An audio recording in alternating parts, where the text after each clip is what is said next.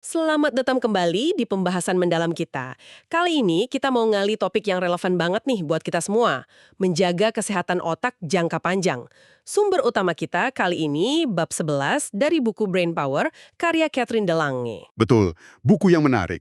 Fokus kita hari ini tuh mau ngecek satu klaim yang cukup berani ya dari sumbernya. Bisa nggak sih aktivitas fisik, sesuatu yang mungkin udah sering banget Anda dengar, bener-bener jadi salah satu kunci utama buat mencegah demensia? Pertanyaan bagus tuh. Dan ini yang paling bikin penasaran, sumber ini nyebutin ada bukti kalau olahraga rutin bisa bikin otak orang tua kelihatan, 10 tahun lebih muda secara fisik. Kedengerannya kayak fiksi ilmiah hampir, ya nggak sih? Haha, iya, kedengarannya gitu ya. Nah, mari kita telusuri bareng-bareng klaim ini kuat nggak sih sebenarnya dan apa artinya buat Anda. Oke, kita mulai dari dasar dulu deh. Kalau kita ngomongin demensia, menurut sumber ini apa sih sebenarnya yang dimaksud? Satu penyakit gitu? Oke, pertanyaan bagus buat mulai. Jadi gini, bab 11 di Brain Power itu ngejelasin kalau demensia itu sendiri sebenarnya bukan penyakit tunggal. Anggap aja kayak istilah payung gitu. Kayak penyakit jantung lah. Nah, di bawah payung demensia ini ada macam-macam kondisi. Penyebabnya perubahan abnormal di otak. Perubahan abnormal ya? Iya. Nah, perubahan ini yang bikin fungsi kognitif turun, kemampuan mikir, ngingat, bahasa, mecahin masalah, pokoknya sampai cukup parah dan ganggu aktivitas sehari-hari. Jenis yang paling umum, yang mungkin Anda sering dengar juga, itu Alzheimer. Sumbernya bilang ini sekitar 60-70% dari semua kasus demensia. Wah, 60-70% itu Alzheimer. Jadi emang masalah yang luas ya ini. Terus, seberapa besar dampaknya secara global menurut buku ini? Angkanya eh, emang bikin agak khawatir sih. Sumbernya ngutip data, katanya sekarang ini ada sekitar 50 juta orang di seluruh dunia yang hidup dengan demensia. 50 juta? Dan yang bikin lebih cemas lagi, angka ini diproyeksiin bakal naik jadi lebih dari 80 juta cuma dalam 10 tahun ke depan.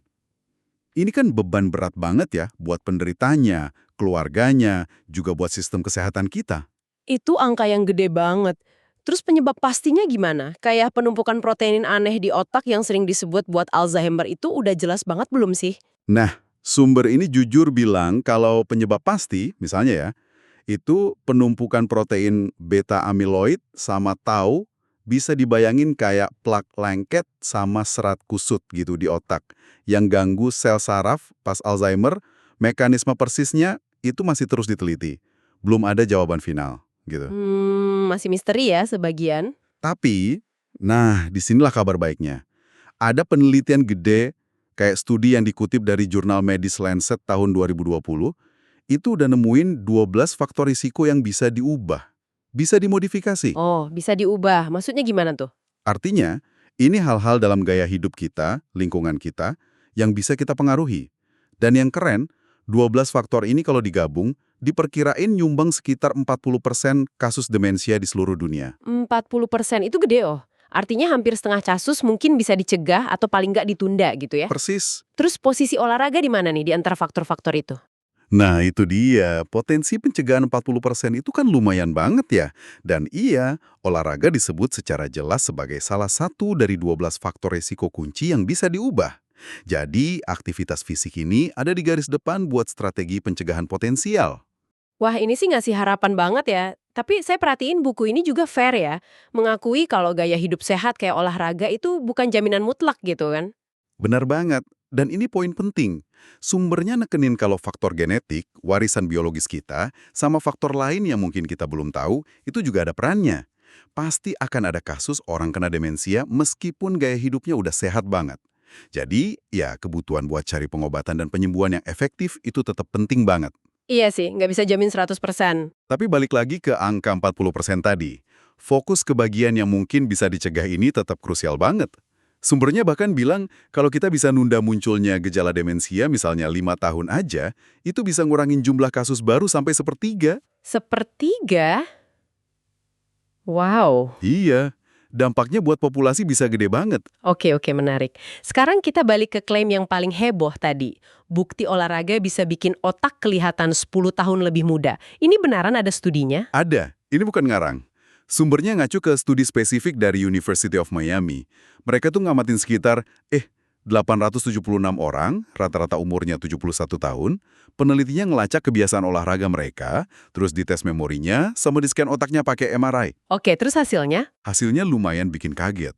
Kelompok yang rutin olahraga intensitas sedang, jadi nggak perlu yang berat-berat banget, itu skor tes memorinya nggak cuma lebih bagus di awal studi. Tapi, 5 tahun kemudian penurunan skor memori mereka itu jauh lebih kecil dibanding kelompok yang kurang aktif atau nggak olahraga sama sekali. Wah, penurunan memorinya lebih lambat ya? Itu udah keren. Tapi bagian 10 tahun lebih mudanya gimana? Nah, disinilah peran MRI tadi. Pas peneliti analisis gambar otak peserta, mereka nemuin kalau secara fisik, volume sama struktur otak di kelompok yang olahraga rutin itu kelihatan mirip sama otak orang yang 10 tahun lebih muda dibanding kelompok yang nggak aktif. Ditambah lagi, kemampuan pemrosesan kognitif mereka, kasarnya, seberapa cepat mesin otak mereka kerja, itu juga terbukti lebih bagus. Wow, beneran beda 10 tahun secara fisik di otak itu luar biasa sih. Tapi pasti ada catatannya dong, apa ini berlaku buat semua orang, kapan aja gitu. Ada, dan ini catatan yang penting banget, sumbernya juga nekenin ini. Efek perlindungan yang paling signifikan, ini otak kelihatan lebih muda, penurunan kognitif melambat, itu terutama kelihatan kalau olahraganya dimulai sebelum muncul gejala awal penurunan kognitif. Kayak masalah memori ringan gitu. Oh, jadi sebelum gejalanya muncul ya? Iya. Jadi ini lebih kayak strategi pencegahan, atau buat ngelambatin proses penyakitnya, bukan buat ngebalikin kondisi demensia yang udah terlanjur parah. Ibaratnya bangun benteng pas masih kuat, bukan bangun lagi pas sudah diserang. Temuan ini juga didukung sama meta-analisis. Itu studi yang ngegabungin hasil banyak penelitian lain biar dapat gambaran gede. Yang nemuin kalau olahraga teratur, mau intensitas sedang atau tinggi, emang ngurangin risiko orang kena masalah kognitif nantinya sekitar 20%. Jadi kuncinya proaktif ya, jangan nunggu ada masalah baru gerak. Terus gimana sih sebenarnya cara kerja olahraga kok bisa ngelindungin otak? Apa yang terjadi di badan sama otak kita pas kita gerak? Sumbernya ngejelasin ada beberapa jalur potensial gitu. Dan ini saling nyambung. Pertama, dan ini mungkin yang paling jelas ya, soal kesehatan sistem peredaran darah kita. Otak kita ini kan organ yang rakus banget energi sama oksigen. Nah, dua-duanya dikirim lewat jaringan pembuluh darah yang rumit. Olahraga rutin itu bantu jaga pembuluh darah ini tetap sehat, elastis, bersih. Kayak mastiin pipa pengantar nutrisi ke otak kita lancar terus, nggak mampet. Masuk akal banget, jaga saluran pipa ke otak ya. Olahraga juga bantu jaga tekanan darah tetap normal. Tekanan darah tinggi itu musuh besar buat pembuluh darah halus di otak. Sumbernya bilang ini nyambung banget sama penurunan kognitif dan jenis demensia yang namanya demensia vaskular, yang gara-gara aliran darah ke otak keganggu. Oke, jadi infrastrukturnya dijaga. Selain pembuluh darah ada lagi? Ada lagi, olahraga itu bantu ngurangin risiko kena kondisi kayak diabetes tipe 2 sama obesitas. Dua kondisi ini bukan cuma masalah metabolisme, tapi juga faktor risiko kuat buat demensia. Kondisi ini seringnya barengan sama peradangan kronis tingkat rendah di seluruh badan. Dan peradangan ini juga efeknya jelek buat kesehatan otak. Nah, olahraga bantu ngontrol gula darah, berat badan, dan secara umum ngurangin tingkat peradangan ini. Jadi ngurangin peradangan juga ya? Kompleks juga ya manfaatnya? Banget. Terus ada juga bukti menarik, meskipun masih perlu riset lebih lanjut ya di manusia, kalau olahraga itu bisa ngerangsang sesuatu namanya neurogenesis. Neurogenesis, apa itu? Itu intinya kemampuan otak buat numbuhin sel saraf baru. Kayak ngebenerin sama ngupdate jaringannya sendiri gitu. Selain itu, olahraga juga micu keluarnya macam-macam zat kimia otak yang bagus. Sumbernya nyebut salah satunya protein namanya irisin, yang di studi hewan katanya bisa ngelindungin sambungan antar sel otak, sinaps, dan jaga fungsi memori, bahkan di model penyakit Alzheimer. Jadi efeknya tuh berlapis-lapis. Wah, banyak banget ya manfaatnya. Mulai dari pipa lancar sampai potensi perbaikan di selnya. Tapi tadi Anda sempat nyinggung soal genetik. Seberapa gede pengaruhnya menurut buku ini? Apa usaha kita olahraga jadi sia-sia gitu kalau gennya kurang oke? Nah, itu pertanyaan bagus. Sumbernya emang ngebahas studi kekembar identik tahun 2020.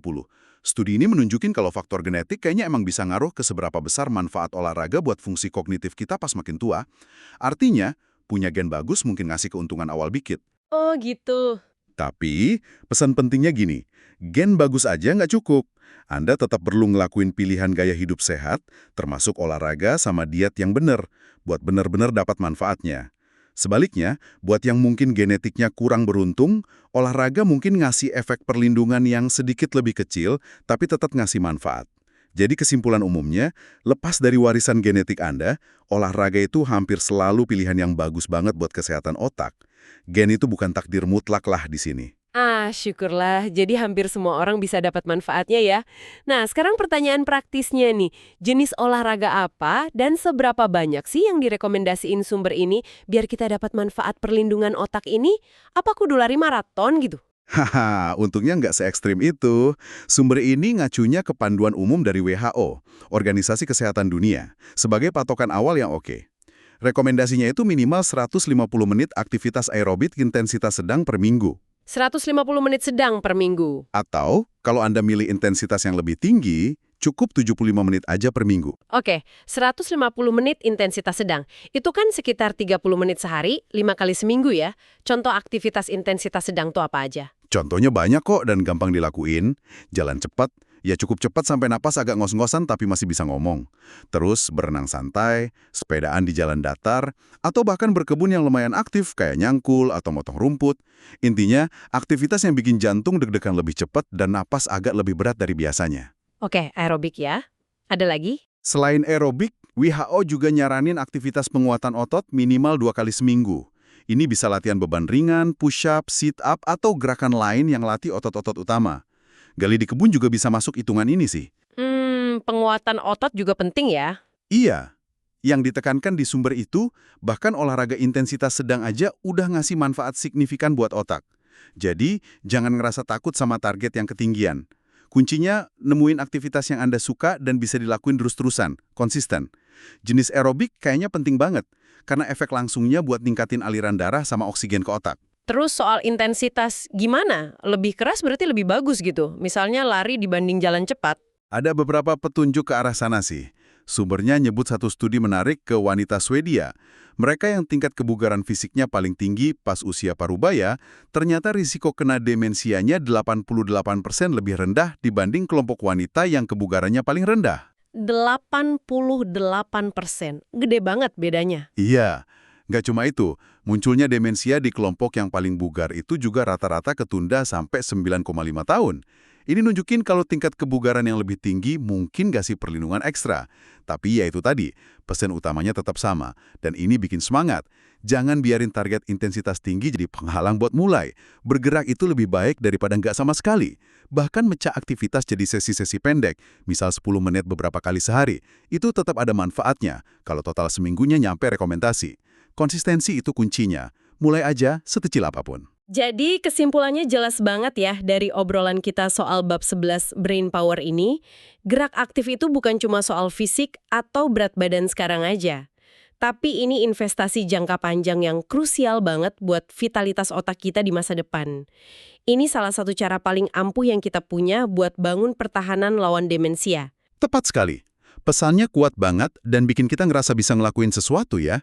Ini bukan cuma soal biar ngerasa lebih fokus atau tajam hari ini, tapi secara aktif ngebangun cadangan kognitif sama ketahanan otak Anda buat ngadepin tantangan penuaan nanti.